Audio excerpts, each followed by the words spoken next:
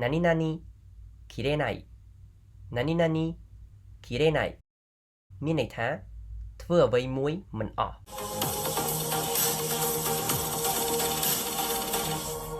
មីណាសាខូនីជីវ៉ាសួស្តីអ្នកទាំងអស់គ្នាថ្ងៃនេះពួកយើងទៅសិក្សាអំពីវេយ្យាករណ៍ជាឲ្យពិធី N3 បន្ថែមទៀតទាំងអស់គ្នាគឺ何々切れない何々切れないមានន័យថាធ្វើអ្វីមួយមិនអស់ unable to finish doing something អញ្ចឹងដើម្បីសិក្សាវេយ្យាករណ៍ភាសាជប៉ុនបានដំបូងយើងត្រូវសិក្សាអំពីសេជឺសូគឹរបស់វាសិនសេជឺសូគឹមានន័យថាដំណភ្ជាប់អញ្ចឹងចំពោះវេយ្យាករណ៍ kirenai មួយនេះគឺមានភាពងាយស្រួលមែនតើគឺយើងត្រូវការតែមួយទេគឺកិរិយាសព្ទយើងយកកិរិយាសព្ទបូកជាមួយនឹង kirenai ក្រៅពីកិរិយាសព្ទគឺយើងអាចប្រើជាមួយនឹងវេយ្យាករណ៍មួយនេះបានទេប៉ុន្តែយើងត្រូវសម្គាល់ថាកិរិយាសព្ទរបស់យើងត្រូវបំបែកទៅជាទម្រង់ mas សិនមានន័យថាយើងមានកិរិយាសព្ទដើមយើងបំបែកទៅជាទម្រង់ mas បន្ទាប់មកគឺយើងលុប mas ចោលអញ្ចឹងនៅសល់ប្រមាណយើងយកមកបូកជាមួយនឹង kirenai របស់យើងមួយហ្នឹងណាឥឡូវយើងទៅមើលឧទាហរណ៍ទាំងអស់គ្នាដើម្បីឲ្យកាន់តែយល់ច្បាស់ពីរបៀបប្រើវេយ្យាករណ៍មួយនេះឧទាហរណ៍ទី1彼は使い切れないほどお金がある彼は使い切れないほどお金がある彼は使い切れないほどお金があるមានន័យថាគាត់មានលុយដល់ថ្នាក់ចាយមិនអស់ចឹងពេលថា kare មានន័យថាគាត់សំដៅទៅលើមនុស្សប្រុសវៈជាបវសប្រធាន sky sky គឺមកពីពាក្យដើមគឺ skau មានន័យថាប្រើចឹងអ្នកទាំងអស់គ្នាត្រូវដឹងថាកន្លែងនេះមិនបានយើងប្រើ sky ដោយសារតែយើងយកកិរិយាសព្ទនឹងបំបែកទៅជាទម្រង់ mascation អញ្ចឹងកិរិយាសព្ទដើមរបស់យើងមិញគឺ skau មានន័យថាប្រើឬក៏ប្រើប្រាស់អញ្ចឹងកន្លែងនេះយើងនិយាយពីលុយយើងអាចបកថាយើងចាយលុយយើងប្រើប្រាស់លុយអញ្ចឹងពេលដែលយើងបំបែកពាក្យថា skau ទៅជា maske វាទៅជា tsukaimasu tsukaimasu ណា skau ទៅជា tsukaimasu អញ្ចឹងយើងលុប mas ចោលវានៅសល់តែ tsukai ព្រោះដោយសារវេយ្យាករណ៍របស់យើងនេះត្រូវការទម្រង់ maske មានន័យថាទម្រង់ maske លុប mas ចោលនៅសល់ប្រមាណបូកជាមួយនឹងវេយ្យាករណ៍របស់យើង kirenai kirenai នេះគឺជាទម្រង់វេយ្យាករណ៍របស់យើងតែម្ដងគឺមានន័យថាធ្វើអ្វីមួយមិនអស់គឺនៅសល់បើយើងនិយាយឲ្យស្រួលស្ដាប់ទៅគឺយើងធ្វើអត់ទាន់ចប់នៃរឿងហ្នឹងអញ្ចឹងយើងប្រើវេយ្យាករណ៍ kirenai ឬក៏អាចមានន័យថាយើងមិនអាចធ្វើអីគេមួយនឹងហើយអញ្ចឹងកន្លែងនេះគឺ tsukai kirenai មានន័យថាចាយមិនអស់ឬក៏ប្រើមិនអស់អញ្ចឹងពាក្យនេះគឺមានន័យថាប្រើ tsukai ដល់ពេល kirenai នេះមានន័យថាមិនអស់ធ្វើអ្វីមួយមិនអស់អញ្ចឹងដល់ពេលយើងបូកចូលគ្នាទៅជា tsukai kirenai មានន័យថាប្រើមិនអស់អញ្ចឹងប្រើអ្វីមិនអស់គឺ okane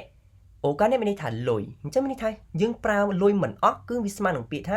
យើងចាយលុយមិនអស់នឹងឯងណាអញ្ចឹងយើងមានពាក្យមួយទៀតគឺ hodo អញ្ចឹង hodo គឺមានន័យថាដល់ថ្នាក់អ្វីមួយឬក៏ដល់កម្រិតអ្វីមួយអញ្ចឹងកន្លែងនេះយើងឃើញថាយើងនិយាយថា sky kirenai hodo អញ្ចឹងមានន័យថាម៉េចមានន័យថាដល់ថ្នាក់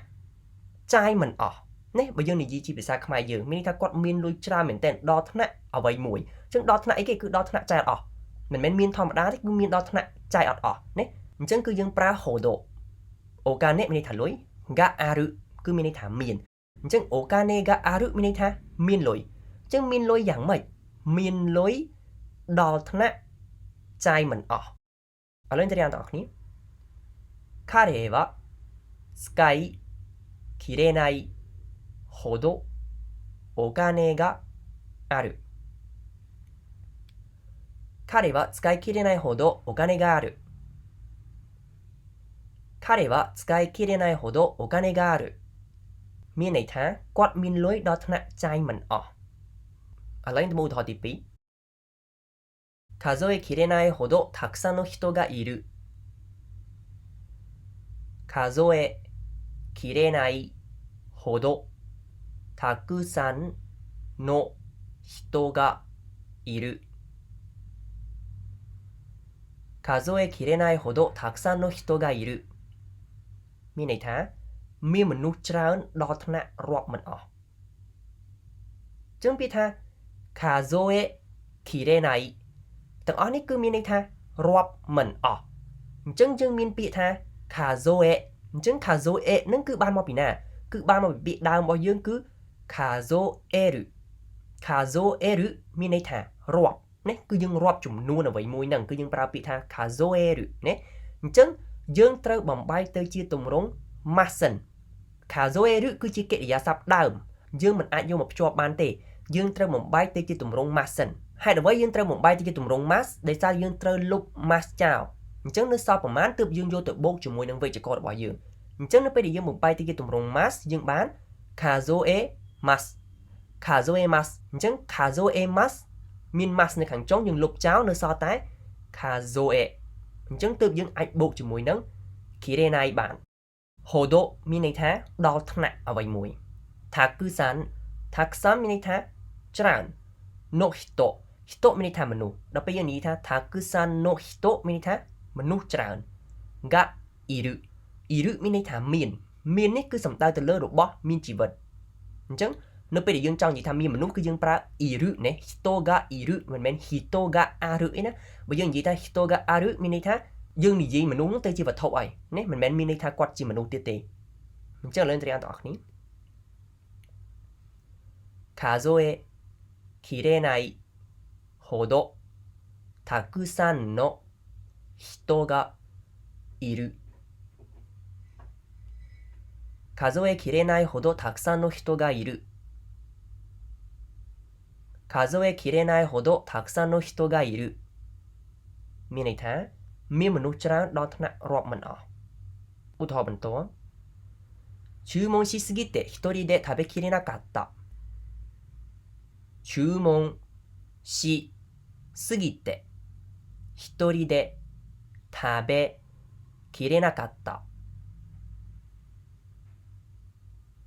注文しすぎて一人で食べきれなかったមានន័យថាខ្ញុំម្នាក់ឯងញ៉ាំមិនអស់ព្រោះកំងច្រើនជ្រុលចឹងពីថា注文しすぎて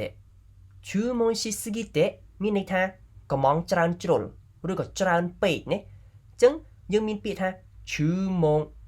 文するណា注文しនេះគឺបានមកពីពាក្យដើមគឺ注文するមានន័យថាកំងណាដូចយើងកំងម្ហូបកំងបាយអីហ្នឹងគឺយើងប្រើពាក្យ注文するយើងទៅភោជនីយដ្ឋានយើងទៅកន្លែងញ៉ាំអីយើងកំងហ្នឹងគេប្រើពាក្យថា注文するすぎてនេះគឺជាវេយ្យាករណ៍មួយដែរមានន័យថាលើសលប់ច្រើនពេកជ្រុលណាបើយើងនិយាយជាភាសាខ្មែរយើងមានន័យថាអ្វីមួយដែលមិនល្អណាតែវាស្គីឬហើយមានន័យថាវាច្រើនជ្រុលហើយវាលើសលប់ហើយវាអត់លើសពីអ្វីដែលយើងត្រូវការណាអញ្ចឹង注文しすぎてមានន័យថាកំងច្រើនជ្រុលពេកហើយឬក៏កំងលើសលប់ពេកហើយកន្លែងនេះយើងបំបែកជាទម្រង់ទេដោយសារតែយើងនៅមានប្រយោគខាងក្រោយឬក៏យើងចង់ឲ្យជាមូលហេតុ一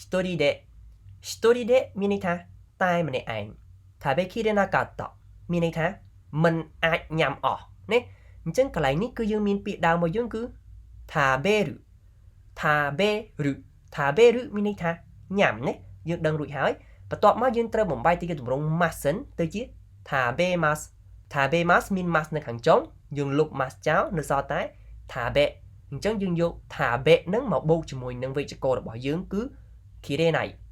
តែកន្លែងនេះវេយ្យាករណ៍របស់យើងបានបំបែកទៅជាទម្រង់អតីតកាលមកតង់ទៀតគឺកតៈនេះទម្រង់ថាគេនេះមានន័យថាជាទម្រង់អតីតកាលមានន័យថាវេយ្យាករណ៍របស់យើង kirenai អានឹងគឺយើងប្រើនៅក្នុងទម្រង់បច្ចុប្បន្នកាលតែដល់ពេលដែលយើងចង់និយាយពីអតីតកាលគឺយើងត្រូវបំបែកមកតង់ទៀតបំបែកវេយ្យាករណ៍របស់យើងទៅជាទម្រង់អតីតកាលអញ្ចឹងទៅជា kirenakata គឺមានន័យដដែលទេមានន័យថាធ្វើអ្វីមួយមិនអស់នឹងដដែលទេប៉ុន្តែជាទម្រង់អតីតកាលយើងនិយាយពីរឿងដែលបានហួសហើយមិនមែននិយាយពីបច្ចុប្បន្នកាលទេអញ្ចឹងថាបេ kirenakata មានន័យថាយើងអត់បានញ៉ាំអស់ឥឡូវទាំងអស់គ្នា注文しすぎて一人で食べきれなかった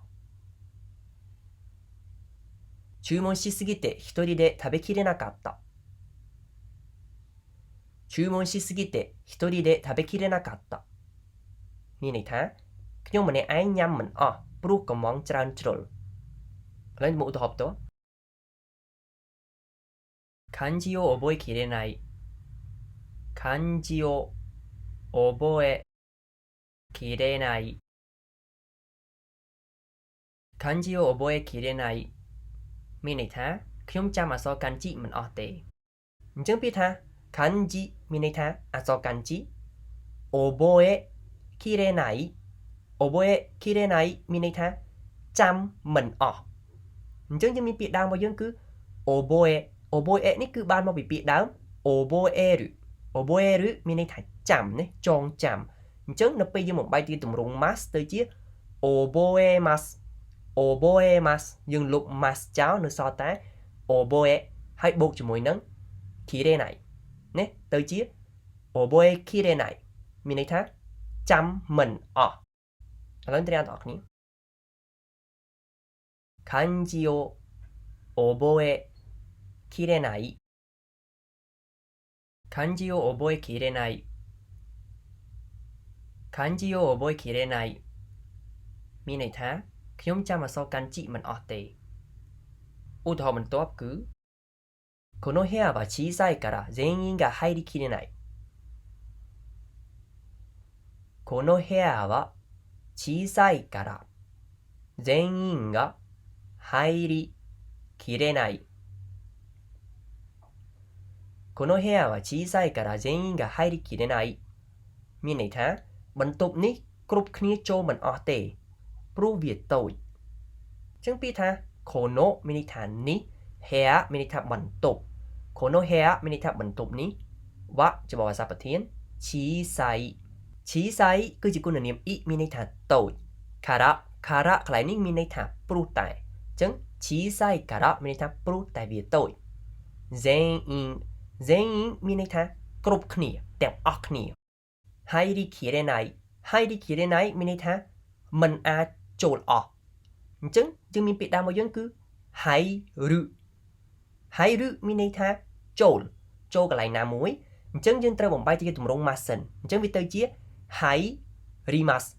入るគឺជាកិរិយាសព្ទដើមយើងបំបែកទៅជាទម្រង់ mas ទៅជា入ります入りますអញ្ចឹងយើងលុប mas ចោលនៅសល់តែ入りអញ្ចឹងយើងបូកជាមួយនឹងវេយ្យាករណ៍របស់យើងきれないទៅជា入りきれない入りきれないមានន័យថាចូលមិនអស់ឥឡូវត្រៀមបងប្អូនこの部屋は小さいから全員が入りきれないこの部屋は小さいから全員が入りきれないこの部屋は小さいから全員が入りきれないមានន័យថាបន្ទប់នេះគ្រប់គ្នាចូលមិនអស់ទេព្រោះវាតូចឥឡូវទៅមើលឧទាហរណ៍ចុងក្រោយរបស់យើងこんなにお酒がたくさんあるなんて飲みきれないよこんなにお酒がたくさんあるなんて飲みきれないよこんなにお酒がたくさんあるなんて飲みきれないよមានន័យថាស្រាច្រើនដល់ម្លឹងខ្ញុំផឹកមិនអស់ទេអញ្ចឹងពាក្យថាこんなにមានន័យថាដល់ម្លឹងឬក៏ដល់ថ្នាក់នឹងお酒មានន័យថាស្រាたくさんមានន័យថាច្រើនあるមានន័យថាមានなんてគឺវាមានន័យទេយើងប្រើなんてគឺយើងចង់បង្ហាញថាយើងភ្ញាក់ផ្អើលនឹងរឿងអ្វីមួយព្រោះយើងឃើញស្រាច្រើនមែនតើណាមានច្រើនកំប៉ុងអីចឹងទៅអញ្ចឹងយើងមានអារម្មណ៍ថាយើងភ្ញាក់ផ្អើលអញ្ចឹងយើងប្រើなんて飲みきれないよមានន័យថាផឹកមិនអស់ទេអញ្ចឹងពាក្យថា飲みនេះគឺបានមកពីពាក្យដើមគឺ飲むហើយយើងបំបែកជាទម្រង់ mas ទៅជា飲みます飲むទៅជា飲みますអញ្ចឹងយើងលុប mas ចោលនៅសល់飲みហើយយើងបូកជាមួយនឹងきれないដែលជាវេយ្យាករណ៍របស់យើងទៅជា飲みきれないមានន័យថាផឹកមិនអស់យកគឺមានន័យទេគេដាក់ខាងចុងប្រយោគដើម្បីបង្ហាញពីអារម្មណ៍របស់គេឡើយយើងត្រូវអ្នកទាំងអស់គ្នាこんなにお酒がたくさんあるなんて飲みきれないよ。こんなにお酒がたくさんあるなんて飲みきれないよ。こんなにお酒がたくさんあるなんて飲みきれないよមានន័យថាស្រាច្រើនដល់ម្លឹងខ្ញុំផឹកមិនអស់ទេいかがでしたかយ៉ាងម៉េចអ្នកនរគ្នាចំពោះមេរៀនថ្ងៃនេះអញ្ចឹងសង្ឃឹមថាអ្នកនរគ្នានឹងអាចតាមទាន់ហើយនឹងចេះប្រើវេយ្យាករណ៍きれないនេះទាំងអស់គ្នាそれではまた次回の動画でお会いしましょうご清聴いただきありがとうございましたអរគុណសម្រាប់ការតាមដានរបស់អ្នកនរគ្នាជួបគ្នានៅវីដេអូក្រោយទៀតបាយ